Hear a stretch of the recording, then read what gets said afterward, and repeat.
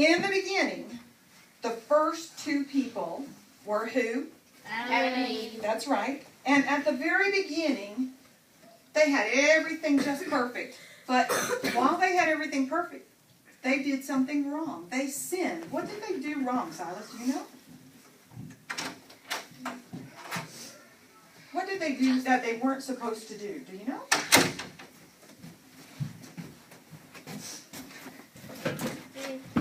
I'm going to have to ask somebody else since you're not ready. So, okay, Jerry. They ate an apple off of the forbidden tree in the middle of the garden. That's right. They ate it, some kind of fruit, off a tree that Jesus said, or God said, don't eat from this tree.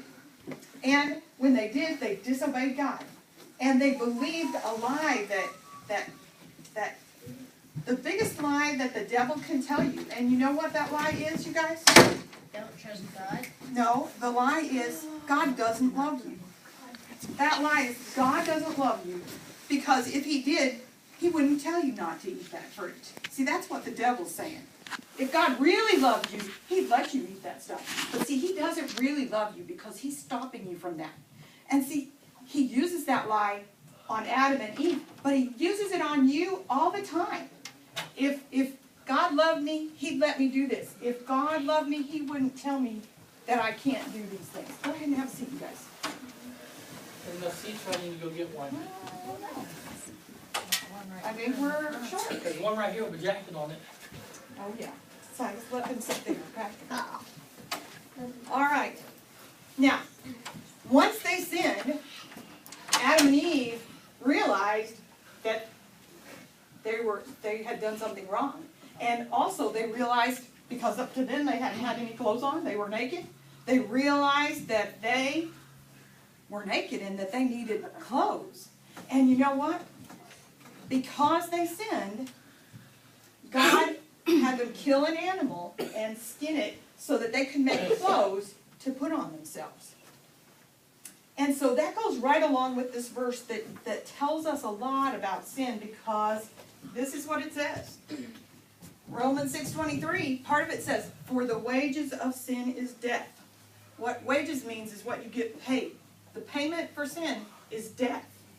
So this animal had to die to clothe them. Now let's jump ahead a lot further. And you guys know that later on, all the people in Israel got taken as slaves. And as they were slaves, God visited them. God, that's not the right word.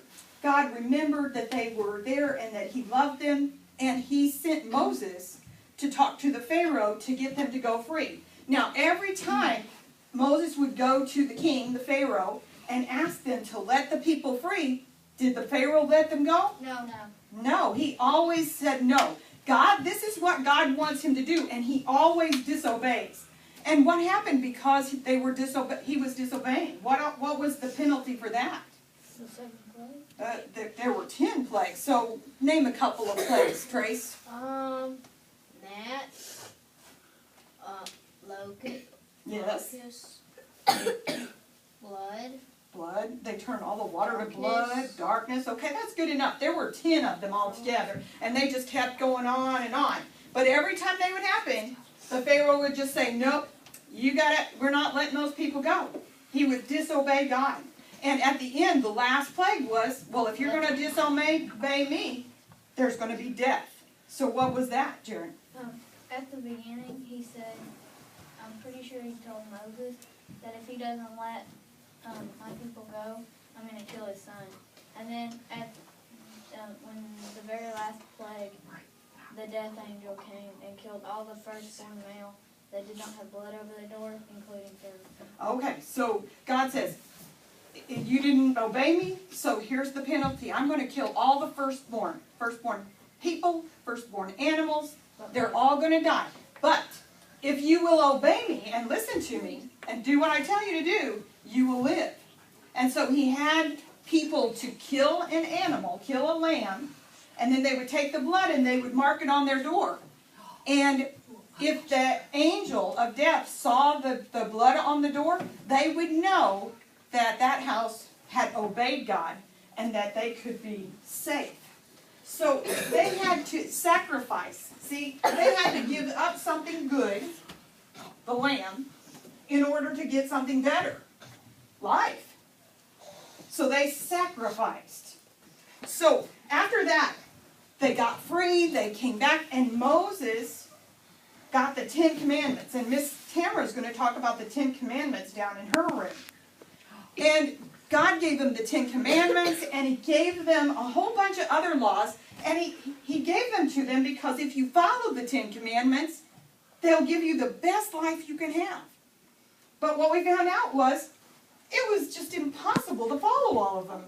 Because it's just too hard. We're always wanting to do the wrong thing.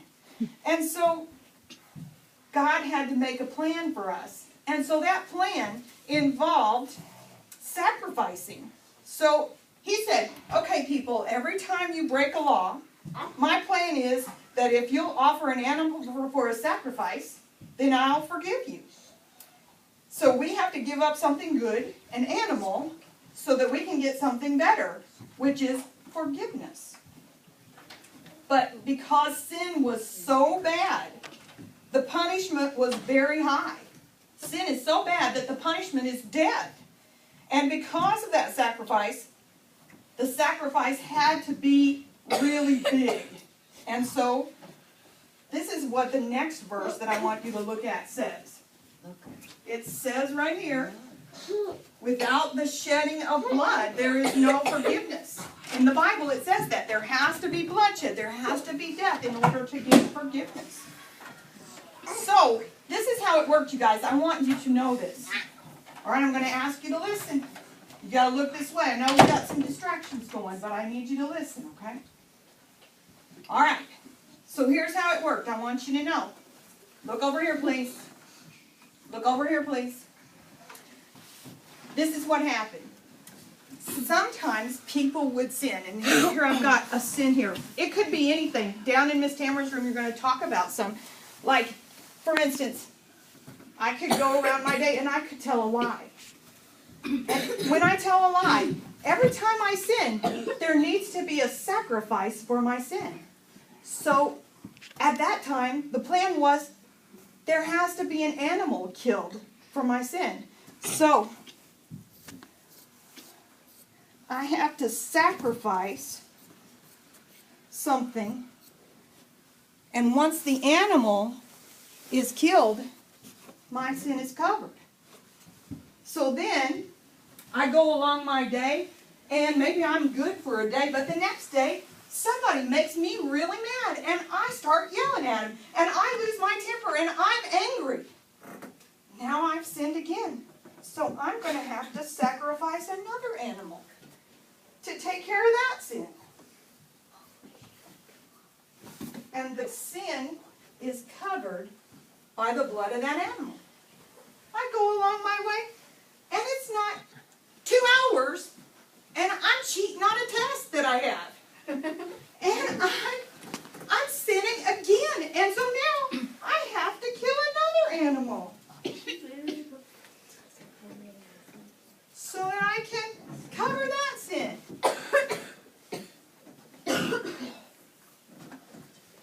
Pretty pathetic, isn't it? Do you have an extra shirt? I do. Oh, you're worried about it, huh? So this is how it works.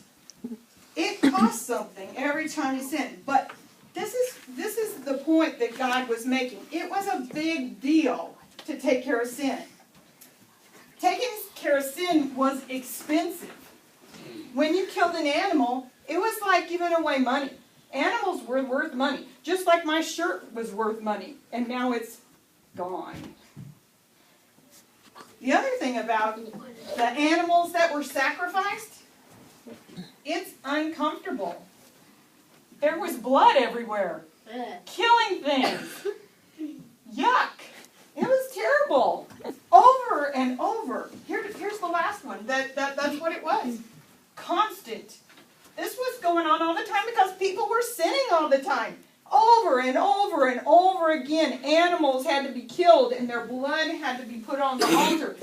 And this just kept going on. And this was the plan that God had in place for years and years and years. I'll get you in a minute, okay?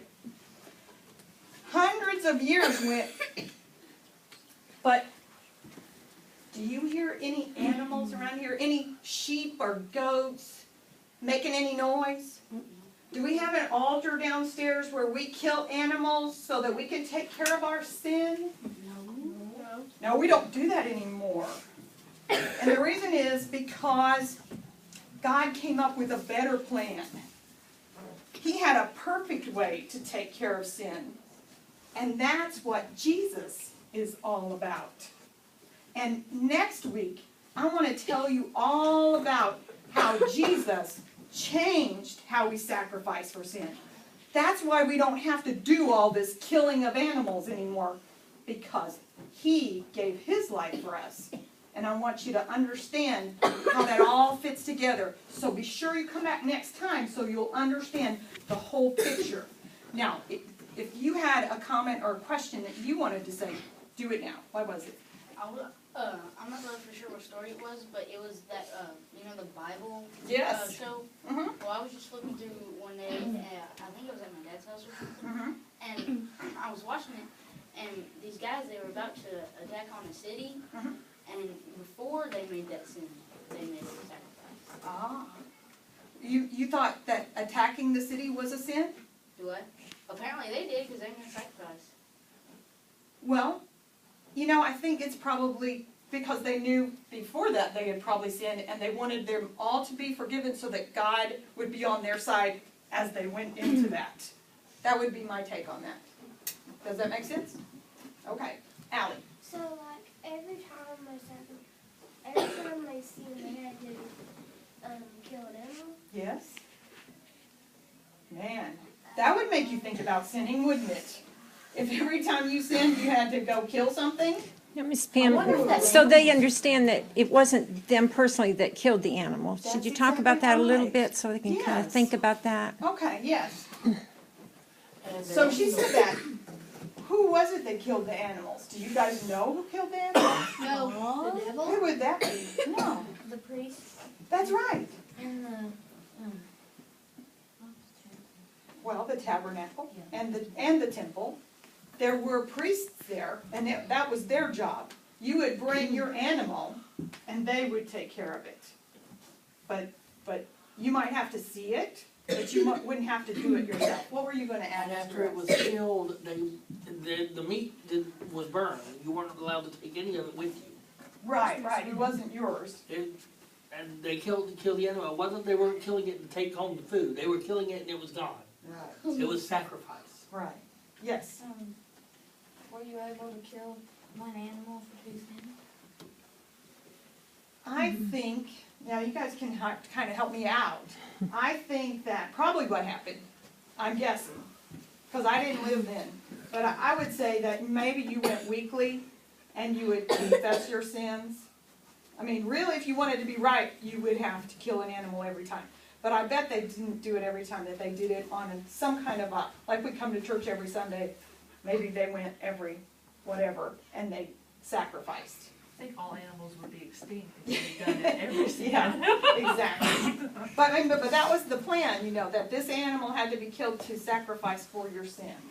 Does that make sense? Is everybody on the same page with me there?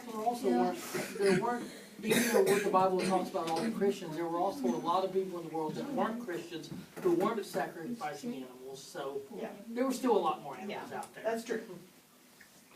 Okay. Well, like I said, we're going to connect this all up with Jesus next week and what He did for us when He died on the cross. So be sure to come out so that you can understand how that's all connected up, okay? All right, well, we got a couple of songs.